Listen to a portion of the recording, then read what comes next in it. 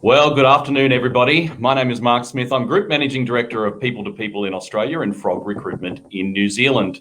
It's a fabulous winter's afternoon, and this is the first in our talent series for 2021. And we've got an amazing guest, Erin Devlin, and she's the author of Get the Job You Really Want, released by Major Street Publishing in 2021. She's also in the RCSA Seek Professional Recruiter of the Year 2017. And of course, and I've got to disclose this, she's Managing Director of People to People Recruitment in Victoria and CEO of In-Front Sports Consulting. Now, Erin leads a team of professional recruitment consultants at P2P, and she's now the Next Gen Board Director for the RCSA, that's the Recruitment Consulting and Staffing Association of Australia and New Zealand. She's a graduate of the Institute of Company Directors, and she's a regular speaker and media commentator with the ABC, Channel 7, 9 Network, Foxtel, 2UE, and Shortlist on Careers and Employment. So Erin today will be running an interactive Q&A and will first provide tips on how to get the edge during the job search process, how to stand out from other candidates, how to prepare effectively for interviews, and how to understand behavioural interviewing. And of course, she'll be trying to improve your chances of securing that job that you really love. So please join me in welcoming Erin Devlin, all the way from Adelaide, I believe, today, Erin. Yes. Right? Thanks for having me, Mark. It's great to see everybody and have you online today. So thanks for joining us. I am in Adelaide, which is a bit of a surprise that I was able to come over here, but I really am feeling for everyone in Melbourne at the moment, and hopefully it's a short one, the lockdown that we have just heard about. But let's move on from that because we've got lots to cover today. And what we'd love to do is firstly get your questions, because this really is an interactive Q&A, and I would love to be able to address any of the questions that you have directly. Now, with the questions, we'll just keep it to the content for the webinar today. And if you have any questions about your particular application for a job, or you're waiting to hear back from a consultant at People to People, then please reach out directly to the consultant in relation to that job. Or if you would like to, you can reach out to our contact down in Melbourne, Ryan Higgins, on ryan.higgins at peopletopeople.com.au, or you can give us a call on our phone number, which is 1300 338 546. But anything to do with job search and interviewing, please pop it in the chat box and we will definitely answer your questions throughout the session. I might throw a few to you, Mark, as well. But really, yeah, let's get into it. I've got a quick presentation for you and I'll answer your questions throughout that and see how we're going for time. But we will finish on time. All right, I'm going to share my screen with you and let's get it happening. Now, hopefully everybody can see my screen. Mark, maybe you can give me the confirmation on that. Absolutely, we do. Brilliant. Thank you. Now, we'll focus mostly on the job search process today and also interviewing, but there are lots of elements to your job search and being able to get the job that you or a job that you really love. So a few pieces of advice before you actually start making any applications. Firstly, it's important to take a step back and have a look at what is actually important to you. What are your values? What are your interests, your strengths, your motivations? What is it that's going to get you up out of bed every day and actually make you want to go to work? And those are the things that you want to write down and start to formulate into a little bit of a career plan. So setting some goals is very important, and you can have a think before we get into employee value proposition. You can have a bit of a think about what do I want to achieve in my career in the next 12 months, and what do I want to achieve in my career in the next 5 years, and then you start to look at roles that might play into that. Now, the second thing we want to do before you start applying for jobs is to build your employee value proposition. So we meet lots of amazing people every day, And one of the things that is so important is to differentiate yourself. Now, building your employee value proposition, we'll look at all of the components that go into that in a second. But firstly, I'll move on and let you know you want to do a bit of an assessment of different employers and what they can offer you. And within that, I encourage you to consider temp and contract work as well as permanent work, because temp and contract work can actually give you a great foot in the door to positions. Lots of our temporary on-hire employees do go permanent with the companies that we place them with. And it can be a great way for you to actually see if you like the role and like the company. And obviously it's a two-way street. So if you're just set on perm, maybe open your mind up as well to temp and contract opportunities. The other element to look at before applying is to really develop your online brand. So this is something I've got 2 full chapters on in the book that Mark mentioned before. The first chapter is all on LinkedIn and building your LinkedIn profile, and the second is on other social media platforms and creating a branding strategy. So I'll give you a really quick example of somebody that we did this with when I was working with a VFL coach in Victoria, and the coach was very keen to get into an AFL position. He was applying for AFL coaching jobs and found that there were a number of other candidates that were going to the same jobs. It was really competitive. Everyone wanted to get from VFL to AFL level, and so we thought, well, how can we differentiate him? One of the things he was really good at was ruck technique. And what we did is we worked with him to create a bit of a branding strategy around his personal brand for employability. And he started to blog on ruck technique. He started to post articles about it and really built up his social presence in relation to that specialization. It gave him a point of difference. He even got asked to speak at conferences on it. And consequently, he was the obvious choice when the next position came up.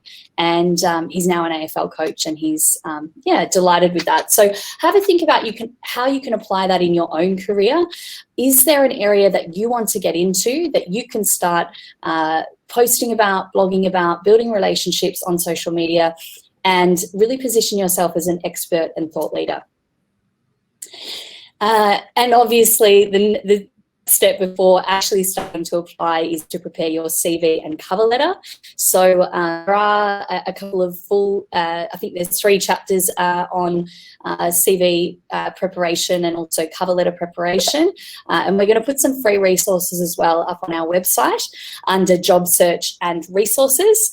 So we're going to put up some free CV templates for you. And there's already a career plan template up there at the moment. If you want to log on and grab that, you're more than welcome to use it.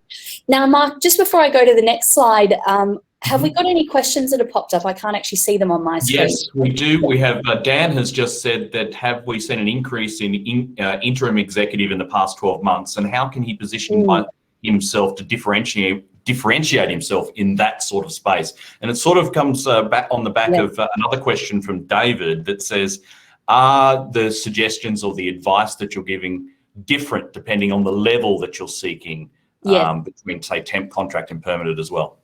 Yeah, absolutely. Great questions. Firstly, yes, we have seen an increase, Dan, in the interim executive type positions. We've also seen an increase in 12-month maternity contracts. So there's definitely a bit of a COVID baby boom as well, which is nice. So in terms of differentiating yourself at that level, I'll talk about this in a little bit more detail, but it really is getting those points of difference across. And there's some other key tips that I'll give in a minute in terms of really getting your CV seen and flagging you as a candidate with the organisation, because half the battle is actually getting seen in the first place. So there's lots of things we can do to differentiate. One of them is to really work out what your points of difference are. So sometimes when we're talking to employers, they're looking for particular systems or industry experience. So that can be really important to have as keywords on your CV and to articulate well, not only in your CV, but on your social media and also in any follow-up call that you do, as well as during your interview. So Dan and David, I'll definitely dig further into that. The advice that I'm giving is appropriate for all levels. There's definitely nuances to that, but I'll try and articulate that a little bit as we go forward as to what's appropriate at the executive level as well. Perfect slide to have next then, which is to differentiate yourself. So one of the things that I do recommend is, it's a bit unique, but if you really do want to stand out, is to do a video cover letter. Now, this is a short, less than 60-second video that is about your employee value proposition. I'll go through what's in that in a minute. I've actually in the book provided a direct template for a video cover letter, exactly what areas you want to cover and what you want to say, but it's basically your key selling points.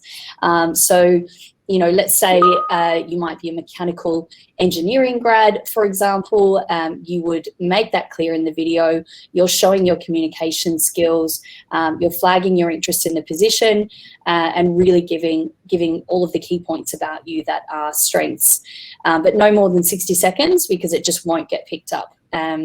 So let's have a look at your employee value proposition in a bit more detail in a minute. The other thing we really want to do is articulate achievements well. Now, I see people talk a lot about what they would do in positions. So when we're interviewing, we see people talk a lot about that. But what you really want to be doing is creating yourself a list of achievements that you have amassed during your career, and this is appropriate at all levels, and it's particularly important at an executive level, and writing them down, but writing them down in a star-based way. So what I mean by that is situation, task, action, and result. So what was the situation? What was the objective or the task? What was the action you took, and what was the result? And the other thing is to qualify and quantify. So don't just tell us that, you know, let's say hypothetically you're an HR manager.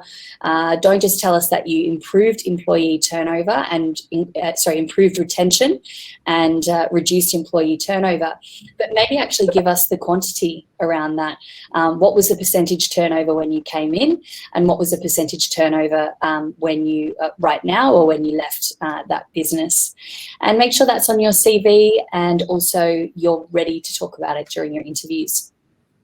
Now, Dan, if I can interrupt there, has just asked again. He's asked just specifically about achievements in 2020, when it was such a tough year. Yes. What are the key metrics that when everything was so severely impacted?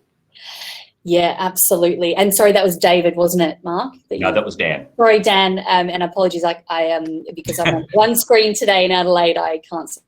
So Dan, you're right. It's it was a difficult year for so many people, but look, I think there was so many achievements during that time. It was actually often when leadership came into its own, and people that are not in leadership positions as well. But we have to look at achievements differently. So when we were pre-COVID, achievements might have centered around things like financial results, for example.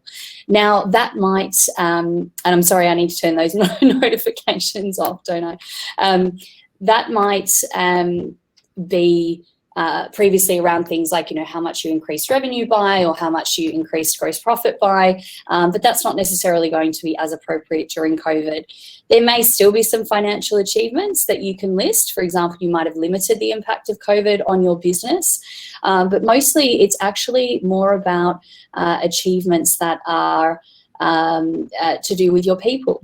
So if you're a leader, how did you help your team get through that situation of COVID? What were some of the things that you had to do logistically to react to the situation if you're currently in Victoria or another state that faced a lockdown?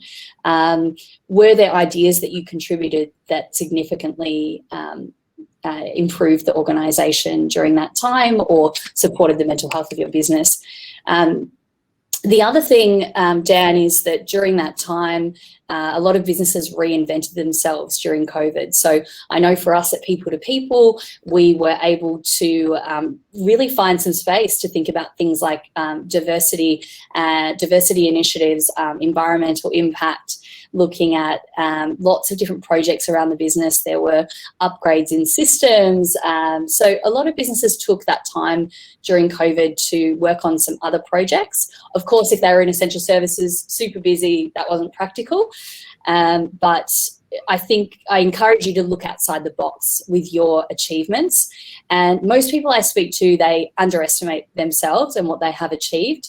And it's really things like ideas, projects you've managed, suggestions you put forward that have resulted in an outcome, whether it's an increase in improving, whether it's the financials in an organisation, or maybe it's improving efficiency in some way, or supporting your team in a way that, really helped get them through COVID.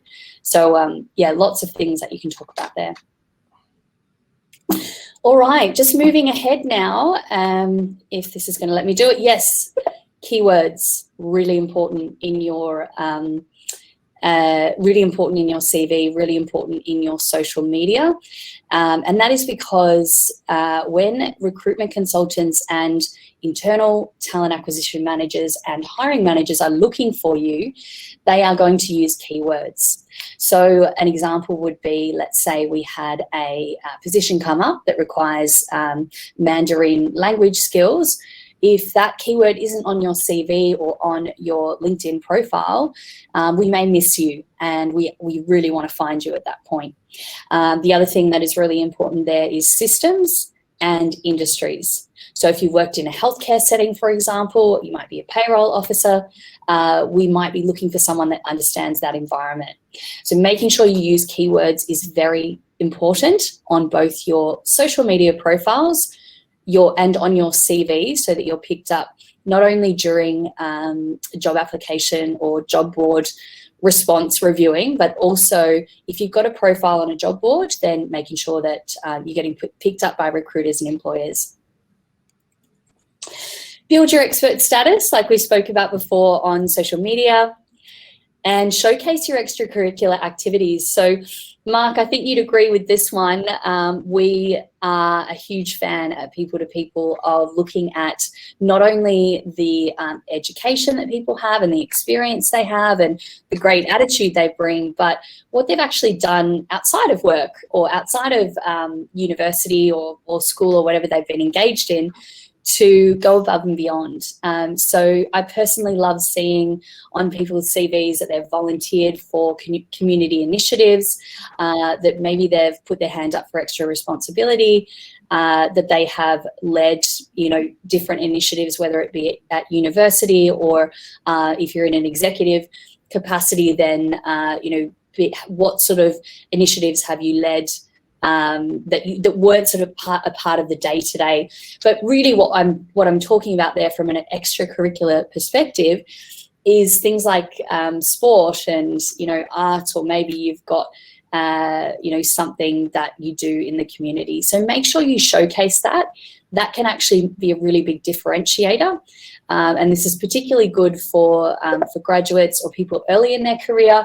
You may not feel like you've got a lot of experience, but maybe you've been the captain of your football team, or maybe you were part of leading a club at university, for example. So don't underestimate those areas and how important they might be. I'll back that up too, and I say I missed out on a job when I was a young man at one of the big 4 chartered accounting firms, and I'm a terrible accountant, but because the guy in front of me had, I know this because I found out through connections later, had listed on his CV his extracurricular activities in rugby. Now, I'm a terrible rugby player, but that opened up a whole bunch of doors for him, both from a networking point of view. So not just from, okay, I'm going to differentiate myself on the CV because of my skill set, but rather the network that I bring with me, and the fact that I can do more than just one thing. I can see that Jeanette, I should say, has a question there that there's limited space in her life for extracurricular activities. So, sure. Any advice there? Yeah, absolutely. And I don't know your particular situation, Janet, but Just space on the CV, Janet says. Not Jeanette, I should say. God, I've got to get that right. Not in life generally, just space on the CV for extracurricular. You need to have some. I see. Well, that tells me that you're kind of limiting yourself to a certain number of pages. Look, there are going to be so many different opinions about this. My opinion is that your CV in Australia, typically a CV is the norm. In the States, in the US and some other countries, resumes are the norm. Now, a resume basically means, the word means summary. So a resume is a summary format of your CV. In Australia, a CV is much more common. So my advice is don't feel like you need to limit it to a specific number of pages. Make sure you get the right information in there. And if that means that you need to move some things around, maybe that will make you feel more comfortable. But the other thing that you can do is make it a little bit longer if you need to. Now, the reality with CVs is that really the most important information needs to be on the front page. And the reason being is that if an employer or recruiter has over 300 applications, they may have pressure to fill that position very quickly, and they may only be able to spend 5 to 10 seconds. It sounds awful, but it's true. Just getting between CVs to start to shortlist and to start to then dig further into those CVs. So you really do need to have that critical information up front, and I recommend bullet points. So Janet, if you've got some extracurricular activities that you think are important and you think will add to your value proposition, then definitely put them on there for sure. She goes on to say that she's been contracting, which has made her CV 10 pages long. Yes. Yeah. Okay. Yeah. Good question, Janet. And contracting can be really good for gaining experience in lots of different environments, picking up lots of different skills. It shows great flexibility. So it's just about putting that in such a way on your CV that it looks a bit more cohesive, and so that it doesn't appear that you've been perhaps jumping between permanent positions, because employers, obviously, if they hire you permanently, they want that long-term investment on both sides. But so with contracting, I've got a whole section in the book on this. But what you want to do there is try and have an overarching heading. So your overarching heading might say temp and contract work and the dates of temp and contract work, and then you have smaller subheadings of all the different organizations that you work for, or you could do a bullet point list of all the different organizations that you work for, and then you could do a bullet point achievement list from those.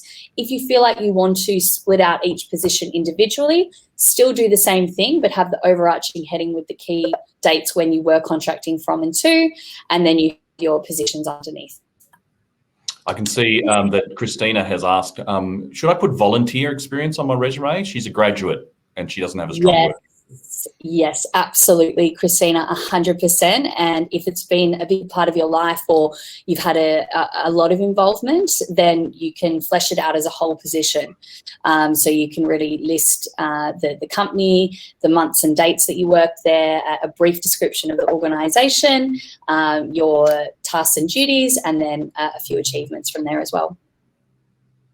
Any others, Mark, before I move on? Not at the moment.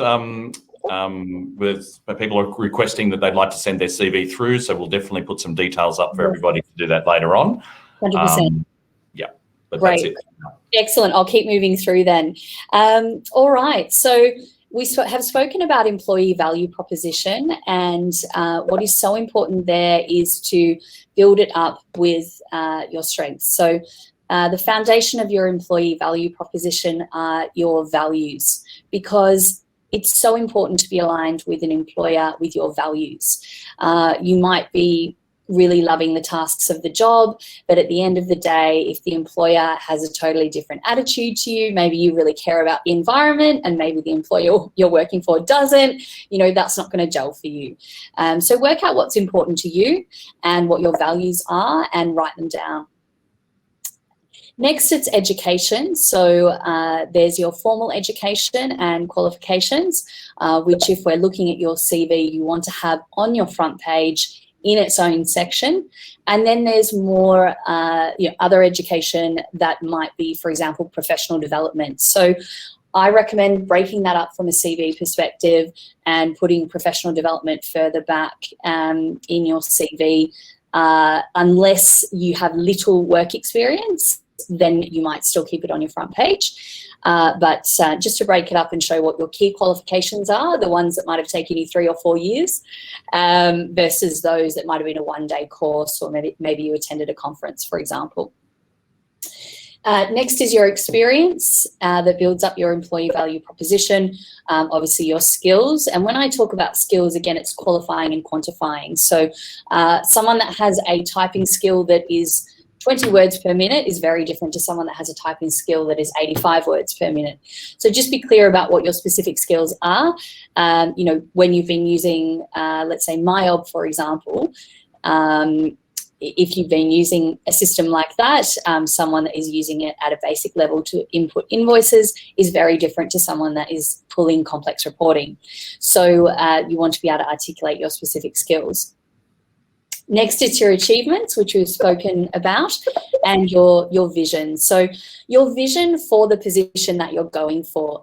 This is about really showing the employer that you have thought about what you would do in the position if you were employed in that role. So what would you do in the first 12 months and what would you do in the next 2 to 5 years?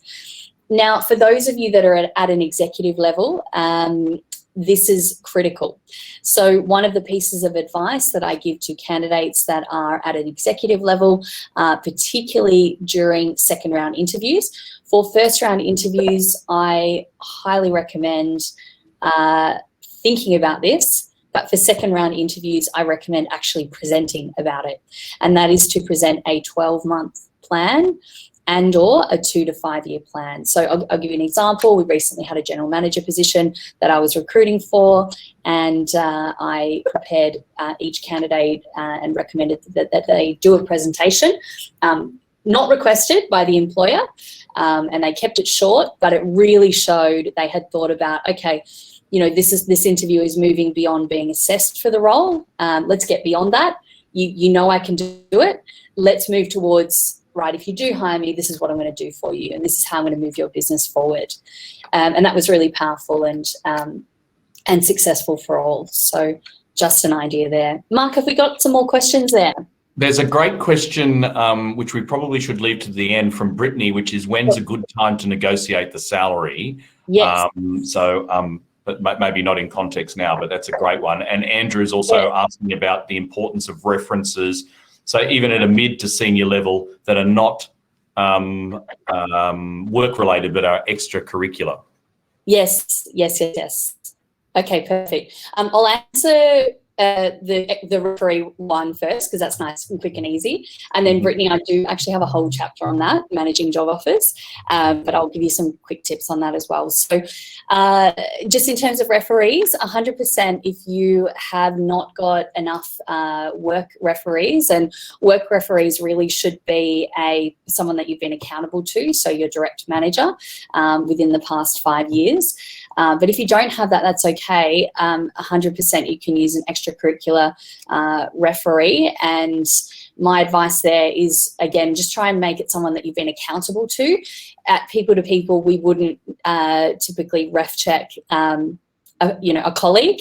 It has to be someone that you've had to deliver something for, essentially. So yeah, 100% you can choose those referees for your CV. Now, on the salary question, Brittany, I did tell you there is a whole chapter there on managing job offers. But some of my key tips are to make sure there's no surprises with this. So it can be a challenge when employers ask you to volunteer a salary range. That can actually happen. At People to People, we would ask you on the first phone call and get some real clarity on what you are actually on at the moment or have been on most recently. And then we give you a guide on what we think the market rate is. And then we work hard to make sure that we can achieve a win-win outcome for both sides. So it's a little bit easier when you're working with a professional recruitment consultant because they'll be able to guide you on the market. But if you're sort of applying directly to an employer, you do want to go and do some research first. So go and have a look at salary guides that are out there. We have a salary guide. We have a salary site with a double I, .com.au, salary site, that was .com.au. And you can go in there, you can put your salary in, and you'll get back a range that gives you an idea of the salary in your area. You can also have a look on major job boards at what salaries are being advertised. That's not always exactly what salaries are being given, but it can be an indicator. And make sure that you're going into that conversation. You don't want to be caught off guard with it. In terms of the timing, the best time to talk about it with a recruitment consultant is right up front, and just to be as honest as possible, because we will try and get you the best outcome that is a genuine market rate for both a win-win for you and for the employer. If it's an employer, then you need to follow their lead a little bit. What I don't recommend, which is quite public advice by a recommendation from some people, is to wait till to the end till they're really excited about you and then negotiate. That is not the time to do it, because it's actually leaves a very bad taste in everybody's mouth, and it may lead to a job offer not even being put forward. I've seen that happen before. So it's actually important to be very honest and upfront about salary, but let the employer raise it. And the key is to communicate what your range is that you're looking for, but try to show that you're flexible with that as well, so that you're not totally rigid on it. And if you do get an underwhelming offer, I've put some scripts and advice for how you handle that within the book. But essentially, you can ask for it to be revised, but that's really only if they've lowballed you on the salary. If you're working with an agency like P2P, you're not going to get surprises. The only surprise you might get is a nice one that is where we come back with a higher salary than you had expected, but you're not typically going to get surprises unless we're working with a big challenge on the client side, not necessarily coming to the party on the salary, but we'll always go back and try and negotiate that for you. So long-winded answer, Mark, but you got it right, the employer. All right, I'll keep moving on. I'm conscious of time. Are there any other questions right now? No, Dan's just he would like one of those surprises, that's all. Oh, on the upside, he wants a surprise on the upside. Love it. That is my Dan. It's my favorite call to make. Is when it goes up, that's really, really nice. All right, so some obvious places to look for your job search. We're starting to look now at when you really start to apply. So you've obviously got your major job boards, but what I would encourage you to do is actually look at social media sites and start to follow recruitment consultants that you like and trust, and also register for alerts. So, P2P, we have an alert system on our website. You can go on, you can sign up for job alerts, and the jobs come to you. Now, the reason that is so important is that job boards are not the be all and end all when it comes to jobs. And sure, some jobs are advertised, but a lot of jobs are not advertised on job boards. And that is because there's a few reasons. One is, job boards are very expensive, and some employers won't be advertising on job boards because they can fill the position without doing that. But secondly, it's a quick turnaround. So P2P will have temp jobs that have to be filled that day, and we already have people registered in advance that can fulfill those jobs. But when we're looking for specific skills and experience at short notice, we really need to be able to find people quickly. So that's when we might just advertise on our own website, and that would go out to you via a job alert. It would also go out on our social media. So my advice is, don't just rely on job boards. Definitely go beyond that, and make sure that you're following your recruitment consultants. You can jump on and follow me. You can follow Mark. We do share and post about jobs. And another good place is, if you're looking on Twitter, is the P2P jobs Twitter, and any other social media sites that might be posting on Twitter, because it's quick and easy and it gets the word out there. You can look on company career pages. Of course, if you are wanting a bit of extra support, you can go to an employment service provider that can assist with a range of job services, particularly if you're someone living with a disability or maybe you're in regional Victoria. There's some great services available to support you. And of course, two very important ones. Networking is so important. So obviously right now in Melbourne, that's not going to be very possible in person, but you can still do it via social media. And a lot of positions do come about that way. And also word of mouth. So a great example would be I had a candidate referred to me yesterday, actually by a general manager of another recruitment company. They don't recruit legal, and we do recruit legal support positions. And he's referred me somebody there. And we are, or we're already talking to her today, and already have some interviews lined up for her. And that's just simply word of mouth. So we didn't advertise it. She's come to us. And she's in a niche in-demand market, so we were able to sort of move quickly on that. So word of mouth can be really powerful too. Any questions up there, Mark? No questions, but no. I would reinforce exactly what you're saying there and say though that you need to be able to be found in the 21st century. It's different from when I first started in recruitment back in the 90s. Now you need to be found. So whether you're going to be found on social, you've got to be found on databases, and those databases can be corporate. They could be job board databases, and also recruitment agencies as well. So make yourself available to be found. That's exactly right. Now, a couple more tips. Please keep your questions coming. We're here for you today and what you want to ask. So keep it coming. Even if you've asked questions already, we're more than happy to answer any of them.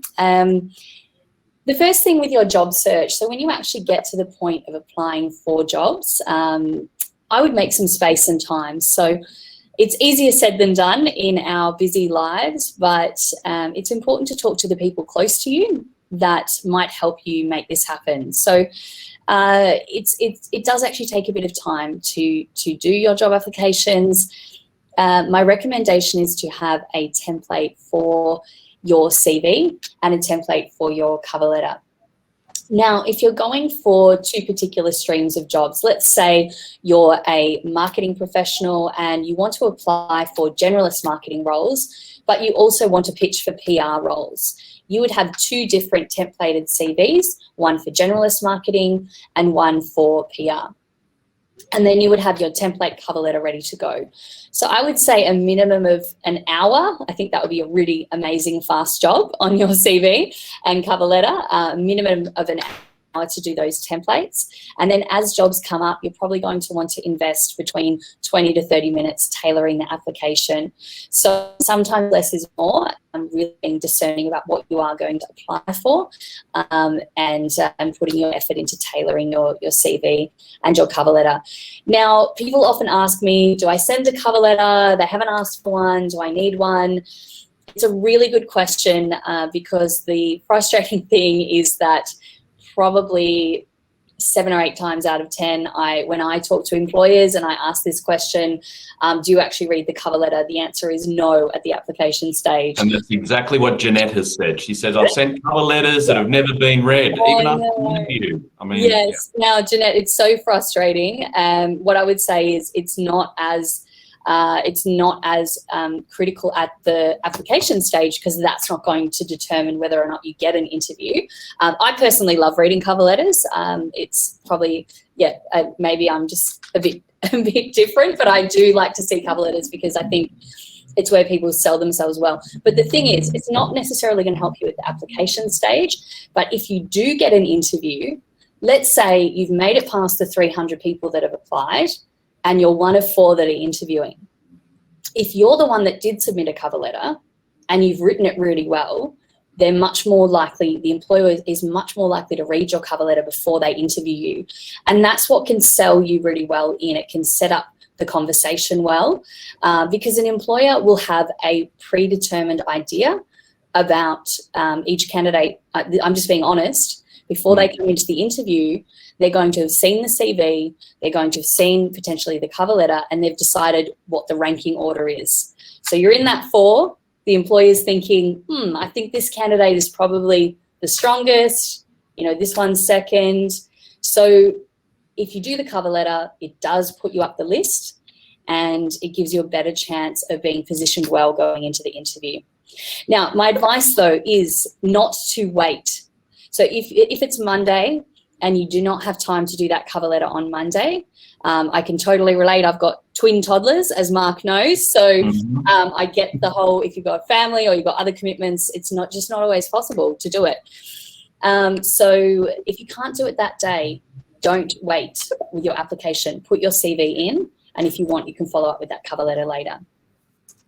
I can hear more questions, Mark. Are they? Yeah, well, it's just David. He's just put one now, and I was reading. Yeah. So when you submit a cover letter, should it be part of the one document to avoid the cover letter and the resume being misplaced, or should it be 2 separate documents?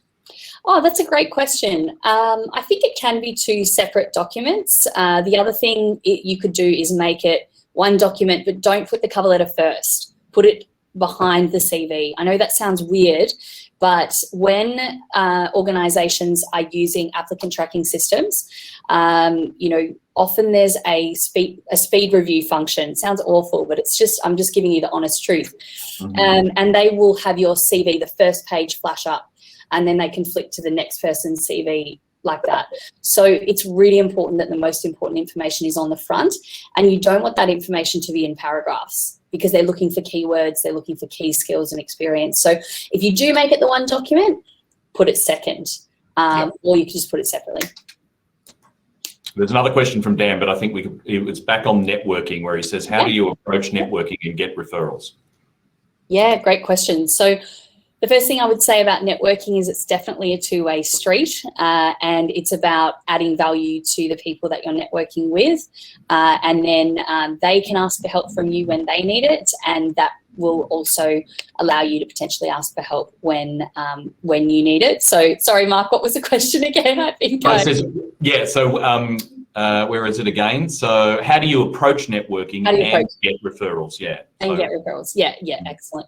So some good ideas. Go onto your industry association website. Almost every profession, career area, from everything from administrative roles through to engineering, whatever area you're in, there's usually an industry association, and you will run events, and you can attend those events, whether it's better obviously face-to-face when that's possible, but you can also attend online for professional development purposes. In terms of how to go about it, if you're a little bit shy, it is really just ripping the Band-Aid off, and look, I just like to go off and introduce myself to people. It's a bit awkward at first, but I'm always glad when I do it, and just say, look, I'm not actually with anyone today. I'd love to have a chat with you, and really just show you interest in them and have a conversation about them, because the reality is that people do love chatting about themselves often, and if you get them talking,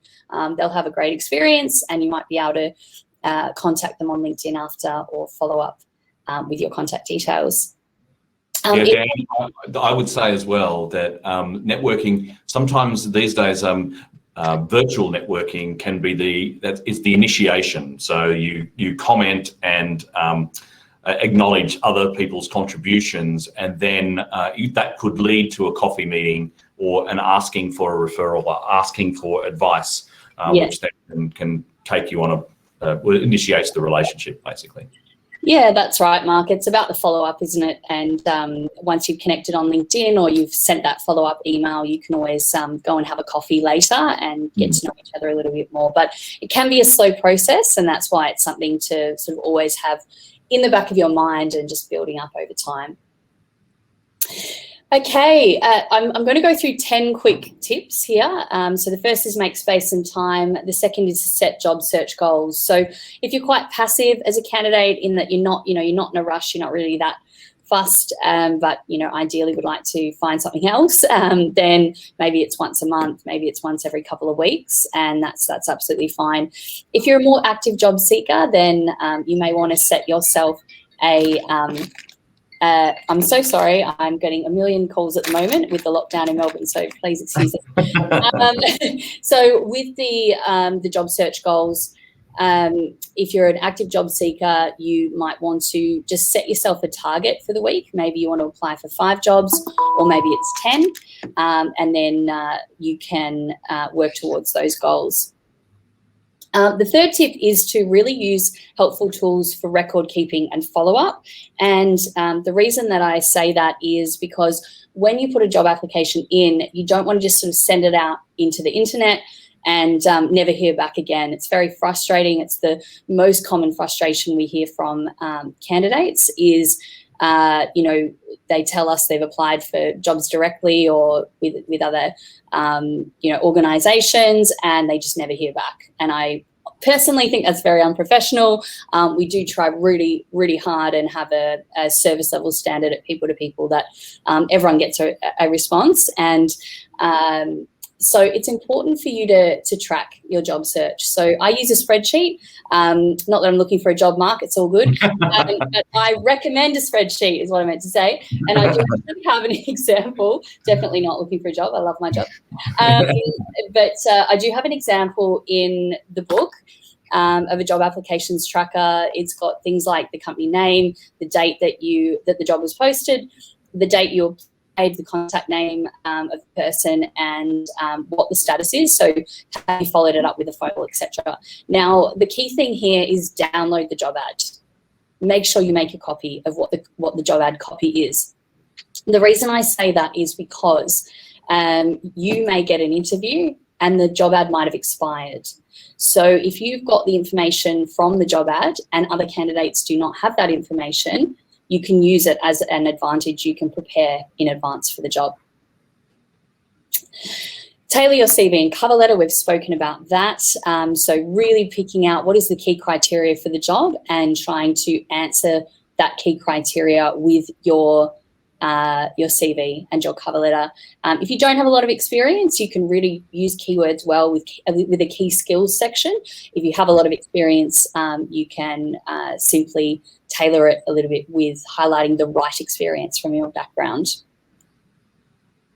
Number 5 is to create profiles on major job boards. So we spoke about this before, but the key here is to make sure they're up to date and that they're correct. So an example would be Zara in our team.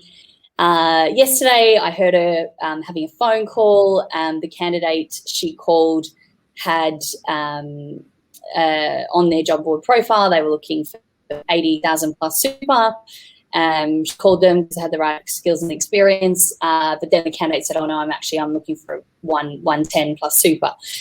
So it was a bit of a waste of time for the candidate, but the flip side can be true as well. If the candidate had not updated their CV, and let's say Zara had put in a salary range of, okay, we're looking for, people that have got a certain amount of experience, and usually the salary range for this job is between 100 and 120.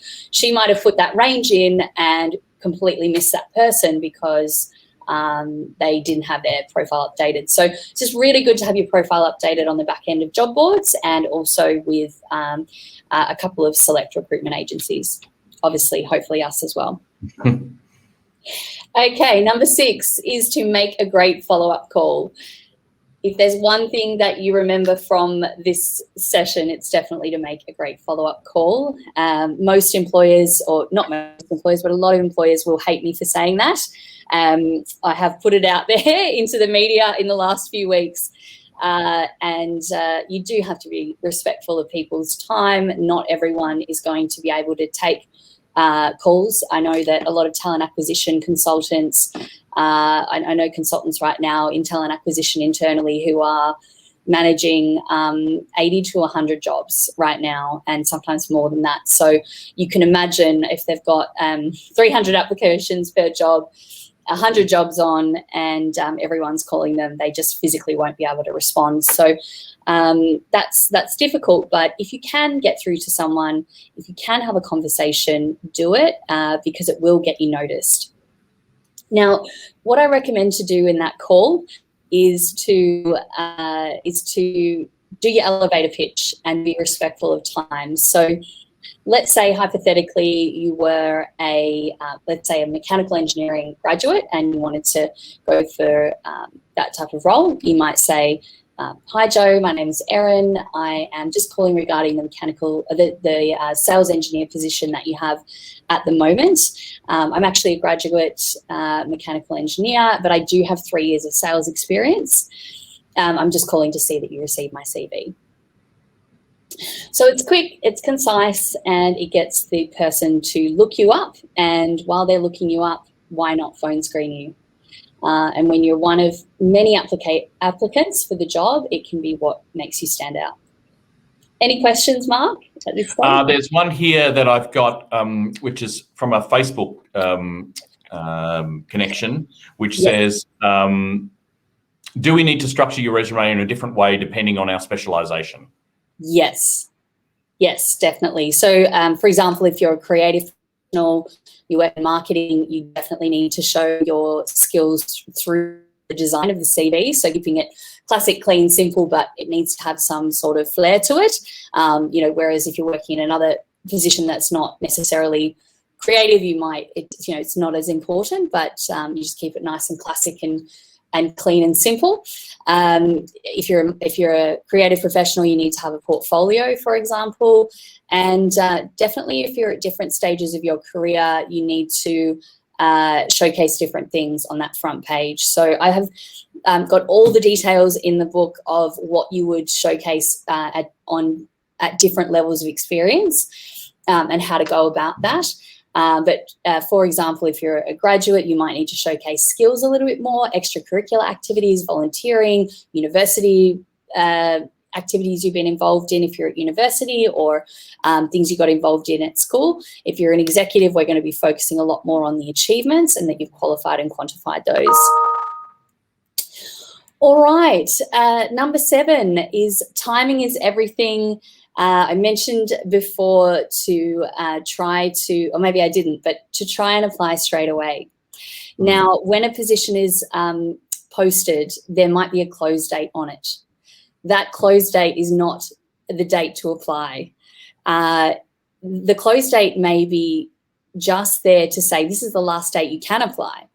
But I guarantee if that employer has a burning hole in their team, if someone's picking up the slack, having to do that workload, they're going to want to fill it really quickly.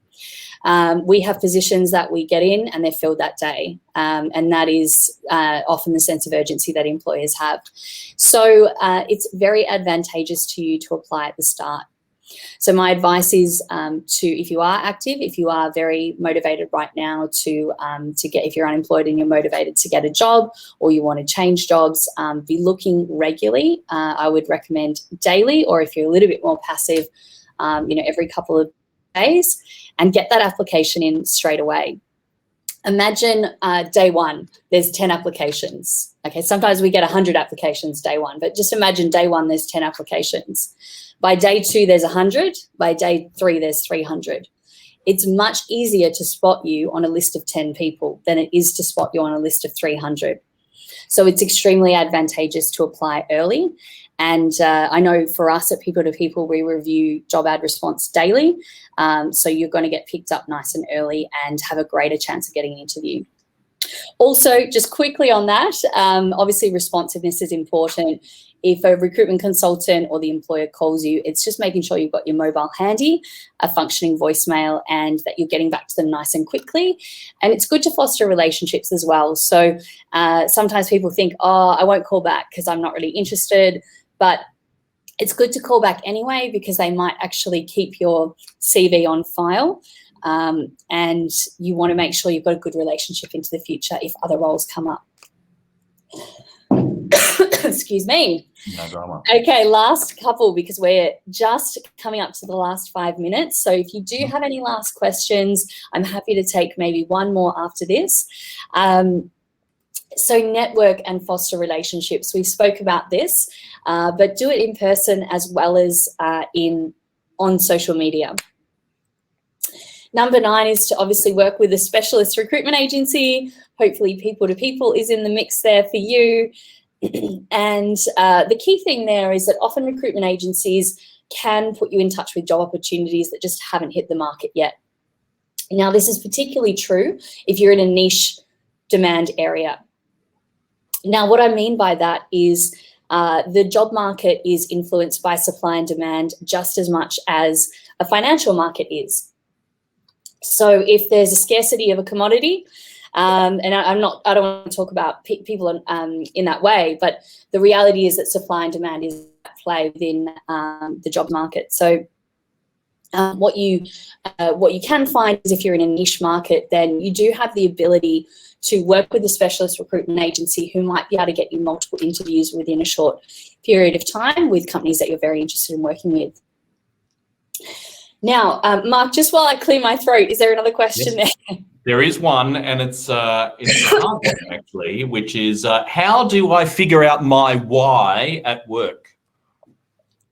I love that. Meaningful work, it's so important, isn't it?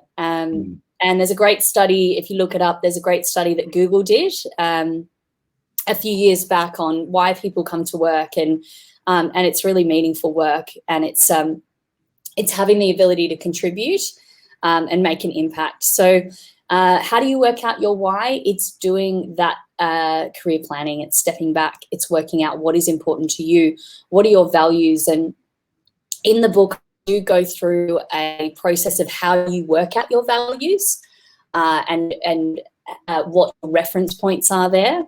So you can have a look at that. You can look at people that you admire, that you want to emulate, or maybe it's people close to you, but it's also prioritizing the things that are important to you in life, and that helps you arrive at your values. There's a number of other things I suggest in here. And sometimes that's really well aligned with who you work for at the moment and with, and sometimes it's not, and that's when you might be looking elsewhere. Lastly, and most importantly, is to protect your mental health. There is no job that is so important that you can't put yourself first, and it's so important that you do. Job searching is can be very stressful, and it can be very taxing. So a little bit of context to that is that recent research tells us that 1 in 12 applications on average will typically result in an interview. And on average, 20% of those people interviewed will receive an offer. Now, if you do the math on that, that can be up to, I don't want to depress people with this, but it can be up to 60 applications on average. And that is the reality for people, is that it can be a little bit stressful. But if you do a lot of the things that we've spoken about today, bring that number down significantly. But my main message there is just to be really kind to yourself. And if it's getting you down, you just step back, you take a break, and you go back to it when you're ready. All right. I think we are going to wrap it up, Mark. We're just a couple of minutes away. So yes. If we do have any other questions here, James just says, thanks very much. It's got some great tips. I've got a question for you. If so, I know you've mentioned your book a couple of times, and this is not about really your book, it's about giving some advice. But if somebody did want to get a hold of it, where would they go? Yeah, so I'll quickly flick through. I had a few more slides, but we might do it another day, Mark. We might do a follow-up webinar to this one. Because I have lots of tips there, which I'll share with people. Well, the interview, maybe we should do one directly on the interview. Let's schedule that in a month's time or something. That sounds great. I'm happy to do that. For sure. Yeah. You can get a copy of the book at peopletopeople.com.au/resources. And it's also available on Booktopia and in all bookstores, good bookstores at the moment. And the other thing I would say is follow us on social media. They're my socials there, and also the People to People social pages. Otherwise, I just wanted to say a huge thank you to everyone for joining us today. And Mark, you might want to wrap it up, but it's just been a pleasure being able to share this with you. And I wish you all the very best with your job search. Thank you very much, Erin. Thanks. Thank you, everybody, for joining us. One last shout out to Jeanette, who said she's looking for some individual advice on her CV. I'm sure there are other people who are watching today who maybe want some more individualised advice. Sure. I would encourage you to pick up the phone and call the Office of People to People in your particular state and Frog Recruitment in New Zealand and have a chat to somebody about your background. Mention the webinar that you watched today, and if you don't get the response that you want, make sure you give me a call as well. But thank you again for joining us this afternoon. The next in our talent series, I think we've just decided, will be on interviews, and we'll get Erin back to do that soon. But thank you again for watching, and we'll see you next time. Thanks, everyone.